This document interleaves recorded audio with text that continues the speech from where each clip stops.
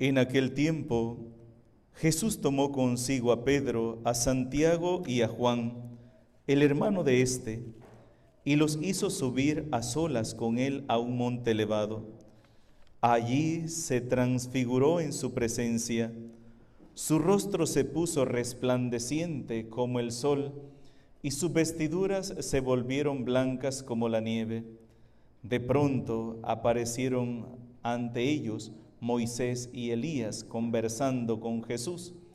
Entonces Pedro le dijo a Jesús: Señor, qué bueno sería quedarnos aquí. Si quieres, haremos aquí 3 chozas, una para ti, otra para Moisés y otra para Elías. Cuando aún estaba hablando, una nube luminosa los cubrió y de ella salió una voz que decía: Este es mi Hijo muy amado, en quien tengo puestas mis complacencias, escúchenlo. Al oír esto, los discípulos cayeron rostro en tierra, llenos de un gran temor. Jesús se acercó a ellos, los tocó y les dijo: Levántense y no teman. Alzando entonces los ojos, ya no vieron a nadie más que a Jesús. Mientras bajaban del monte, Jesús les ordenó: No le cuenten a nadie lo que han visto hasta que el Hijo del Hombre haya resucitado de entre los muertos. Palabra del Señor. Por las palabras del Santo Evangelio sean perdonados nuestros pecados. Siéntense, por favor. Buenos días, hermanos y hermanas. En nuestro país, El Salvador, celebramos hoy la solemnidad del Divino Salvador del mundo, patrono de nuestro país. Una gran solemnidad, una gran fiesta que se vive en todo nuestro país e incluso muchas personas fuera de nuestro país lo recuerdan también y lo celebran en sus parroquias, recordando sus raíces, recordando su tierra. Esta solemnidad, hermanos, tiene un significado muy grande para nosotros. No solamente tenemos que fijarnos en el Jesús que manifiesta su gloria, Jesús que manifiesta su esplendor y quiere como apantallar, vamos a decir, ¿verdad? O sea, Jesús quiere dejar apantallados a sus discípulos, no. El acontecimiento de la transfiguración se da, hermanos, cuando Jesús va camino hacia Jerusalén. Y cuando va hacia Jerusalén, Él va hablando de lo que le toca padecer a Él al llegar a Jerusalén. Miren que el Hijo del Hombre va a ser entregado en manos de los pecadores, lo azotarán, lo matarán, pero al tercer día va a resucitar. Lo van a despreciar, será entregado en manos de los pecadores. Los discípulos, algunos escandalizados, desanimados al oír aquello, otros prefieren hablar de otro tema. ¿Y cuál de nosotros creen ustedes que será el más importante en el reino de los cielos? Otros serán más aventados y van a llegar y le dirán: Señor, queremos que cuando tú estés en tu reino, uno se siente en tu derecha y otro se siente en tu izquierda. Pero lo que menos quieren asimilar es la misión de Jesús. Que nuestro Señor Jesucristo va a ser entregado en manos de los pecadores, va a morir y va a demostrar en su carne, en su divinidad, qué es el pecado.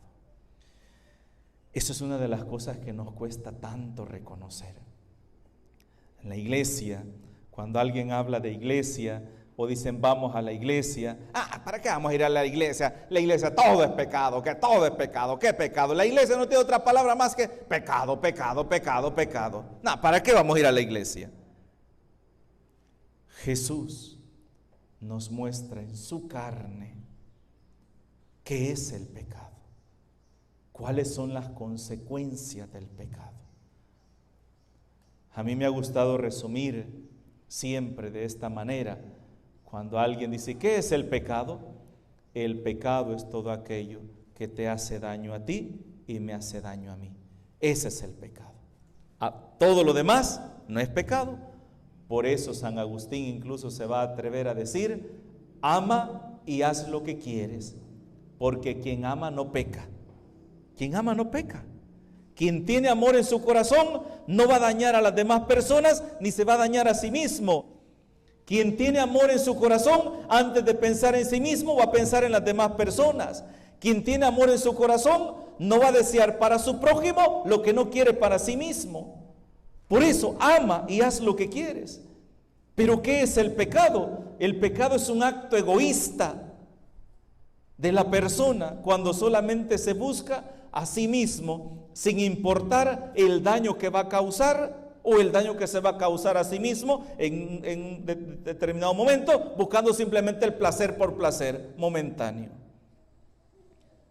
El pecado había entrado tan duramente en la humanidad que tenía que ser rescatada la humanidad de las garras del pecado. Y es Jesús quien se ofrece para rescatarnos a cada uno de nosotros. Hermanos, Jesús pagó por nosotros en la cruz. La horrenda muerte que sufrió nuestro Señor Jesucristo en la cruz, esa muerte era nuestra muerte. Ahí está la consecuencia del pecado. Pero a nosotros,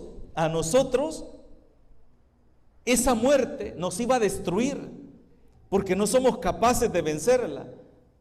Cristo la asumió para sí mismo, Cristo asumió esa muerte, porque Él la iba a vencer por nosotros. Por eso nosotros decimos, en Cristo todos somos victoriosos. La victoria de Cristo también es nuestra victoria, porque la resurrección de Cristo es nuestra resurrección también.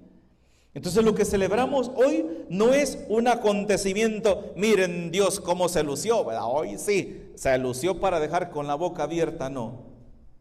En primer lugar, Jesús sabe que el escándalo de la cruz va a ser algo terrible para sus discípulos.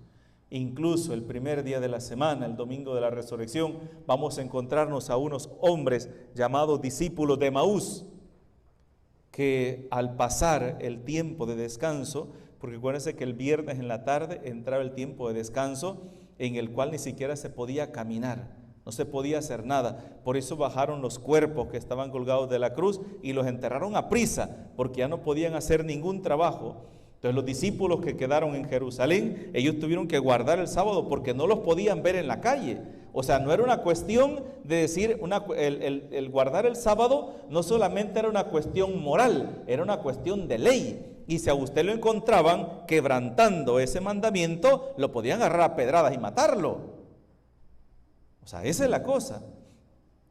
Imagínense cuando Monseñor Óscar Barahona fue a sacar su doctorado después que se ordenó a Jerusalén. Aún en ese tiempo, a él una vez lo regañaron porque llevaba un lapicero en la bolsa de la camisa.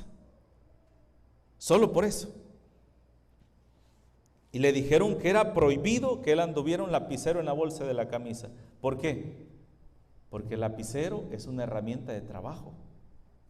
Y entonces, por lo tanto, ni siquiera eso podía andar. Y ya se imaginarán en tiempos de Jesús, una persona que va a caminar 11 kilómetros. Eso era prohibido por la ley, era castigado por la ley. Entonces ellos se quedaron ahí, pero ellos al solo pasar el precepto, ellos se van decepcionados, ellos se van desanimados. Aquel en quien habíamos puesto nuestra esperanza lleva 3 días ya muerto. Algunas mujeres fueron al sepulcro de madrugada y dicen que ha resucitado, pero nosotros no lo hemos visto. Nosotros nos regresamos a nuestra casa desanimados, decepcionados. Ese escándalo de la cruz, Jesús quiere opacarlo un poquito, mostrándoles a los discípulos que ese mismo que va a estar colgado de la cruz es el mismo que hoy contemplan en su máxima gloria, en su máximo esplendor, que es el Hijo de Dios y que viene a cumplir la misión que el Padre le ha encomendado. Hermanos, cuando uno va a estos lugares, el otro mes vamos con un grupo de peregrinos a Tierra Santa y vamos a ir a este lugar, el cual hoy Pedro lo llama el Monte Santo, así lo llama hoy en la segunda lectura que hemos escuchado. Si leímos despacio y entendimos la lectura, dice ese Monte Santo. ¿Por qué Monte Santo? Porque ahí Dios manifestó su gloria, ahí la gloria de Dios se manifestó. Este día, cuando se lee esta lectura, no me gusta dejarlo pasar sin mencionar algo muy importante y resaltar dos personajes importantes que aparecen con Jesús hoy. ¿Quiénes son? Moisés y Elías. Moisés, recuerden, fue aquel profeta que sacó al pueblo de Israel de Egipto, pero no entró a la tierra prometida, ni siquiera entró a la tierra prometida. ¿Por qué? Porque pecó. ¿Cuál fue el pecado de Moisés? Quitarle la gloria a Dios. Quitarle la gloria a Dios. Dios le dijo: ve y pega con la vara y saca agua y dale al pueblo. Pero como el pueblo estaban insultándolo, ofendiéndole, para que vean, miren lo que hacemos. Pegó 3 veces en la roca y le dio agua al pueblo. Todo el pueblo sorprendido porque Moisés sacó agua de la roca, pero Moisés se le olvidó darle la gloria a Dios. Y fue una gloria que la agarró para sí mismo. Y por haberle quitado la gloria a Dios, Dios le dijo: tú no entrarás en la tierra prometida, la verás. Y Moisés la vio desde el monte Nebo. Desde el monte Nebo, desde ahí vio Jericó y todo lo que era la tierra prometida, pero no logró entrar. Ahí murió Moisés. Entonces, Moisés, ¿hace cuántos años? Hermanos, hace más de 2000 años que había muerto. Si recuerden que ni siquiera después de Moisés vienen los profetas, luego vienen los reyes, rey Saúl, rey David, rey Salomón, y cuántas generaciones más vienen. Habían pasado más de 2000 años.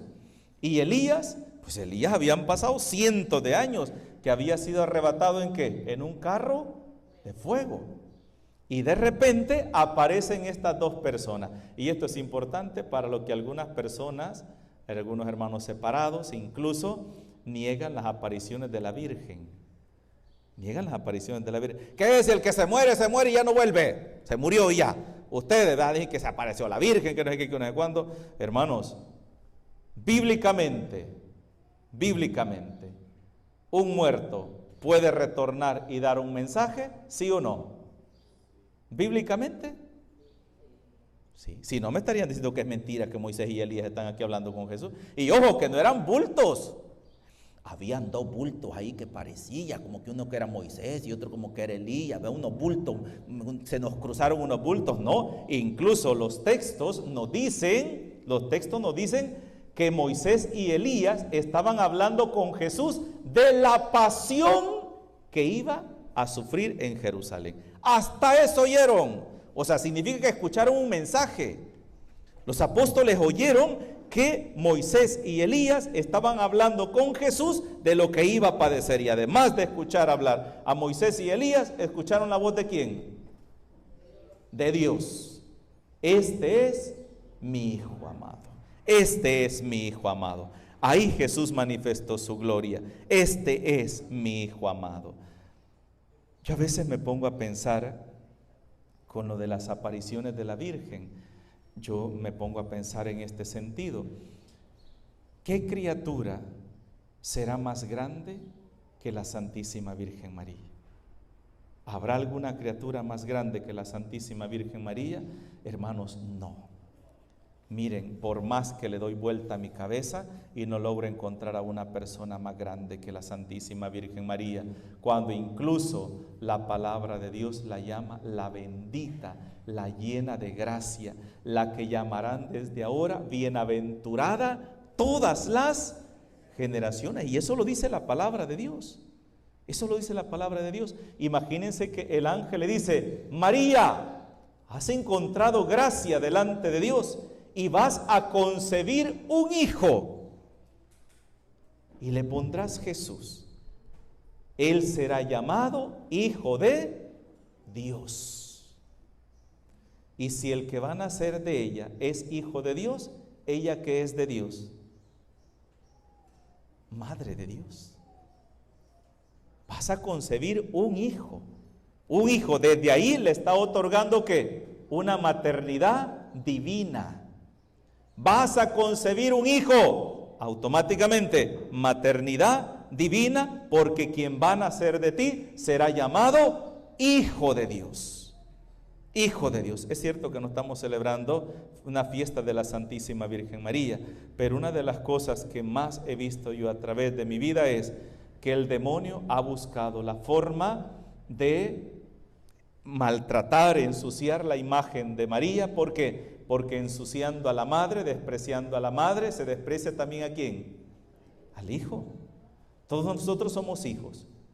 Y si a nosotros nos insultan a nuestras madres, nos desprecian a nuestras madres, nos están insultando a nosotros también como hijos. Y esto que nosotros que somos malos, así lo dice la palabra de Dios. Si ustedes que son malos saben dar cosas buenas a sus hijos, cuanto más el Padre que sí es bueno. Pero el Padre y el Hijo son una sola cosa, entonces significa que el Hijo es bueno también. Y el Hijo no va a venir y va a utilizar a una mujer y la va a utilizar, vaya, ahora ya utilicé, necesité de ti, ocupé todo lo que tenía que ocupar, ahora te desecho y te dejo botada, como que no sirves nada. No, entonces no estaríamos hablando que Jesús es bueno, que Jesús es Dios. Y una mujer que apenas tenía 15 años iba a decir, sí, aquí está la esclava del Señor, y una mujer que va a estar hasta el final, incluso al pie de la cruz, viendo a su hijo flagelado, torturado, sufriendo en la cruz. Al grado de que Jesús, cuando la ve a ella solita, en aquel tormento, en aquel dolor, ve al discípulo amado y le dice, hijo, ahí tienes a tu madre. Y nos dice el Evangelio de San Juan que el discípulo desde ese momento se la llevó a vivir con él. Desde ese momento. Así dice la palabra de Dios. Porque María no tenía más hijos. Desde ese momento el discípulo se la llevó a vivir con él. Y si usted y yo leemos el libro de los Hechos de los Apóstoles en la fiesta de Pentecostés, cuando vino el Espíritu Santo en Pentecostés, dice que estaban los discípulos a puerta cerrada. ¿Y quién más? Y María estaba ahí con ellos, con los discípulos. Entonces ahí está. Entonces esto me hace una pregunta a mí, ¿verdad? Cuando en noviembre vamos a ir, hermanos, a visitar Fátima. Vamos a quedarnos 2 días donde se apareció la Virgen de Fátima, y también vamos a ir a Lourdes, donde se apareció la Virgen Santísima, a Bernadette de Subirú. Y cuando ella se aparece, ¿qué es lo que hace ella? Hacer un llamado a la conversión, hacer un llamado al arrepentimiento, a la conversión. Una de las cosas que a mí me llama mucho la atención de las apariciones es que es a niños. A Juan Diego es un niño, un muchacho inocente, una persona inocente de mente y de corazón, ¿verdad? Tenemos a los 3 niños, Francisco, Jacinta y Lucía. Tenemos a Bernadette de Subirú, niños inocentes. ¿Qué es lo que hacen estos niños? Me acuerdo que Lucía nos cuenta en su diario que cuando Jacinta iba a morir, ellos, como la Virgen les decía, hagan penitencia, hagan oración, porque miren, viene una situación mucho más difícil que la primera. Recién había pasado la Primera Guerra Mundial y les decía, viene una Segunda Guerra Mundial que va a ser peor que la primera, y si no se convierte el mundo, va a ser causa de destrucción. Estos niños hallaron una pita, como cáñamo, un lazo, e hicieron 3 pedazos. Y cada uno de ellos se amarró la cintura con un pedazo cada uno, y así andaban todo el día, y a veces hasta dormían con ese lazo apretado en la cintura. Ustedes saben que Jacinta y Francisco, ellos murieron niños, murieron chiquititos. Cuando Jacinta estaba para morir, se quitó el lazo que ella tenía y se lo ha entregado a Lucía, y el lazo tenía hasta sangre coagulada de cómo ellos se socaban la cintura haciendo penitencia por la conversión de los pecadores. Metían piedritas en los zapatos y andaban con esas piedritas ahí dentro del zapato haciendo penitencia. Bernadette de Subirú, Santa Bernardita, se van a dar cuenta hasta que ella murió que tenía un gran tumor, y jamás esta santa se quejó o dijo me duele algo. Sufrió y entregó eso. Y a veces nosotros, hermanos, con cualquier cosita estamos queriendo salir corriendo, estamos queriendo tirar la toalla e irnos. Se nos olvidó lo que Jesús nos dijo: el que quiera seguirme, que tome su cruz de cada día y que me diga, hermanos, el camino del cristiano es el camino de la cruz. Recuerden, sin cruz no hay salvación. Sin cruz no hay salvación. Muchas personas piensan y dicen que van a ir a la iglesia para que se les arregle la vida, para que no tengan problemas, no enfermarse, no tener problemas en la salud, no tener problemas en el trabajo, tenerlo todo, ¿verdad? Tener, como dicen, salud, dinero y amor. Voy a ir a la iglesia para que se me arregle la vida. Y no es así. Lo siento, pero ir a la iglesia es complicarse más la vida. ¿Y sabe por qué? Porque cuando uno va a la iglesia, ya no peca tranquilo. Ya no peca tranquilo, porque la conciencia le comienza a remorder. Y si usted no ha visto el pecado en el que está cometiendo, el cura, que es el más cae mal de un pueblo, es el que se encarga de poner de manifiesto cuáles son los errores que estamos cometiendo. Y desde ahí se terminó la paz. Ahí se terminó la paz, porque ahí es donde comienza el conflicto interno. Yo, que no quiero que me hagan ver mi error en el que estoy cayendo, pero mi conciencia que me dice que lo que estoy haciendo no es correcto, y ahí es donde lo que llama San Pablo el combate espiritual. Por eso cuando él ya va a morir, ¿qué es lo que dice? He combatido bien mi combate. ¿Y ese combate quién es? Con nosotros mismos. Esa lucha diaria que cada uno de nosotros tenemos que hacer por ser verdaderamente cristiano. Hermano, decir yo soy cristiano, eso es fácil. Ser cristiano, ahí está lo difícil. Por eso cuando algunos dicen levante la mano y ya eres salvo, ay no hermanito, si así fuera la cosa, qué galán sería. Yo pasaría acostadito en una hamaca viendo Netflix, ¿verdad? Y con una gaseosa, mis frutitas y galletitas, ahí pasaría yo. Pero ganarse el cielo no es así. Ganarse el cielo es hasta derramar la sangre por Cristo. Y para eso, hermanos, solamente lo vamos a lograr con la ayuda y la gracia de Dios, con la oración, con una vida sacramental, pero también dejándonos llenar por el mensaje de la palabra de Dios, que es el que nos anima cada día de nuestra vida. En el nombre del Padre, del Hijo y del Espíritu Santo. Amén.